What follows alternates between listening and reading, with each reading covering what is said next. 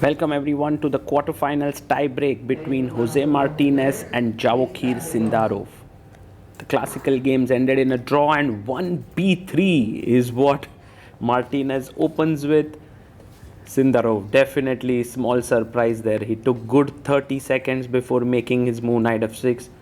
Bishop comes to b2 and now g6 played here. Jose goes c4. Well, both the players would really love to win here and book their spot in the semi-finals of the World Cup. Pawn to g3 played and pawn to c5. The bishop comes to g2, double fianchetto here by Jose, and now the knight comes out to f3. White's position looks very cool. I mean, this setup which he has got from 1b3 is quite nice. White castles. Black plays his pawn to e5 and now d3 just to set up a nice structure. Black castles. What black has here is a Botvinnik's triangle, as they call it. The d5 square is weak, but you don't want a knight to be put here and traded and a pawn to take that spot. So knight d2 played and now bishop to e6. If black gets in d5, I believe black would be happy. So knight e4 played, trying to put pressure here. d5 is not easy to get. Queen d7 played. And Jose goes queen d2, threatening knight f6 and queen h6 pawn. So knight goes back to e8. Black wants to play f5 now, kicking the knight away. So the knight jumps into d5. And if you play f5, maybe I can reroute my knight to c3, knight e7. He takes on e7, queen e7, and now b4. Fantastic move, opening up the queen side. Rook d8 played by Javokir.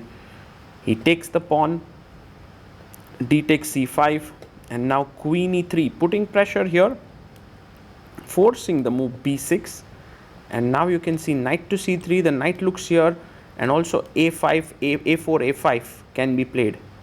There you have it, a4 on the board. Black is a bit passive, needs to create his own play. Sindarov hesitating a bit, goes knight to d6. And now knight jumps into d5 square. Beware of some tricks here. Knight f6 check, business. Knight to f5, attacking the queen. The queen drops back to d2. And knight to d4, threatening a fork here. Slightly uncomfortable. He comes back to d1 and bishop to g4, creating some threats on the e2 pawn. f3, pushing the bishop away. The bishop comes back, now threatening to take on d5. e4 is played and f5. Javokir starts to create his play on the king side, but bishop takes knight, a very interesting decision. Taking with e pawn would lead to f4, e5, so takes with the c pawn rightly, and now queen to b3 played. He takes on e4, f takes e4, and h5, opening up the diagonal for the bishop here. h4 played, just fixing the kingside pawns. King h8, and now he goes king h2. Both the players trying to improve their position bit by bit. Bishop to g4, but I love the knight on d5. It's the pride of white's position. a5 played. And now b takes a5. Take it with the rook here. He goes queen a3, a nice little move, trying to attack both sides, the f8 square as well, and bishop e2. Now this is a risky move that Sindarov has played because he's given up control of this diagonal. I wonder if he's aware of it.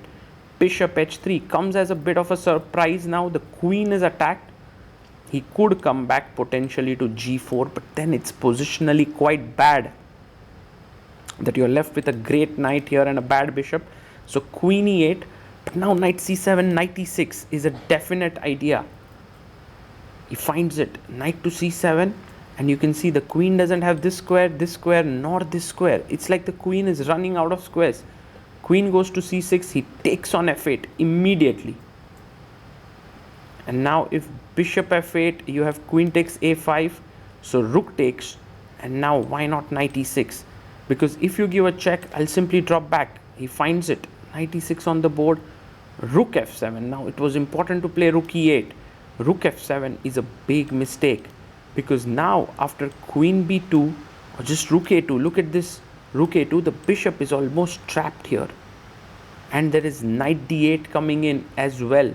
So imagine that if I went knight d8 here, there is rook f2, king g1 and queen f6. But after rook a2, you can see here, if the bishop moves away, he goes bishop f8. But if the bishop moved away, knight d8, no check on f2. So very deep tactics, by the way, there.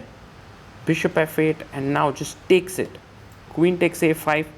Notice that bishop d3 is met with knight d8 fork. And it's coming. It's coming here. Jose Martinez is winning this one. He brings his knight to d8. Fantastic. And he's going to win Javokir's very important rook on f7. Yes, he picks it up. Knight f7, queen f7. The rest shouldn't be difficult. Queen e5 check. Bishop comes to g7. And now queen b8. Taking this pawn. Just have to be careful that your own king is not very safe. He goes for a check. King h7. Now takes on a7. Maybe not the best here.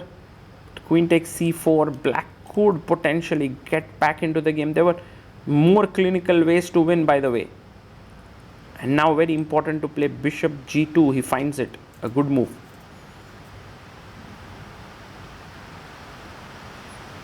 And Sindarov now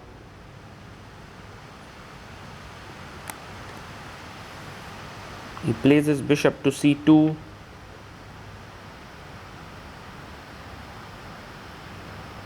And we have rook to b2. The rook is entering into b7, e3, rook b7 and queen c3, defending the bishop here. You have rook to e7. And now queen comes back to f6, e5, queen f8 played. Well, unfortunately, it's very passive. Rook d7. He stops the d pawn and also ready to push the e pawn. So step by step, Jose is totally winning here. Javokir Sindarov has hardly any moves left. Even if he moves the bishop, it's rook h7 checkmate. The bishop is kind of pinned there. He plays queen to f6.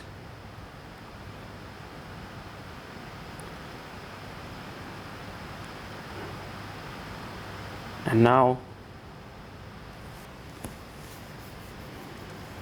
where does the pawn go? You can push queen, he push e7, but he comes back queen e3 to be very sure. And Sindarov resigns. Jose Martinez wins the first game, so close to reaching the semi-finals now, and that too winning game number 1 with 1b3.